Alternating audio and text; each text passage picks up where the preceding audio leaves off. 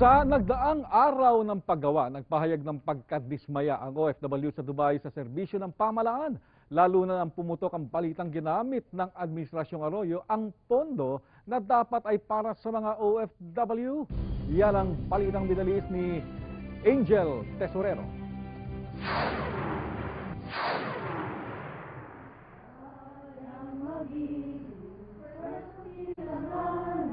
Sinimulan sa flag raising ceremony ang pagdiriwang ng araw ng paggawa rito sa Dubai na dinuluhan ng mga opisyal at staff ng Konsulado ng Pilipinas at Polo OWA. Binigyang pugay ang pagsusumikap ng mga manggagawa, partikular na ang mga migranteng Pilipino.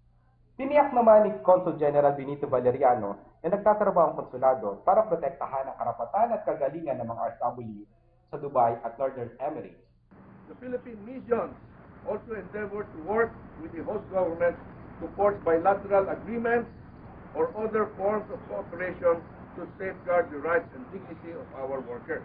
Lagi raw bukas ang pintuan ng konsulado at ang Polo OWA para sa mga nangangailangan. Kasabay ng paggunita sa International Labor Day, ipinagdiwang din ang ika-29 na anibersaryo ng OWA o Overseas Workers Welfare Administration.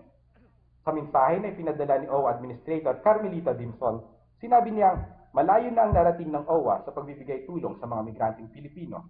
Subalit, dismayado ang mga OFW sa serbisyong ibinigay ng pamahalaan, lalo na nang mabalita nilang nagagamit umano ng ilang mga politiko ang pondong dapat ay para sa kanila.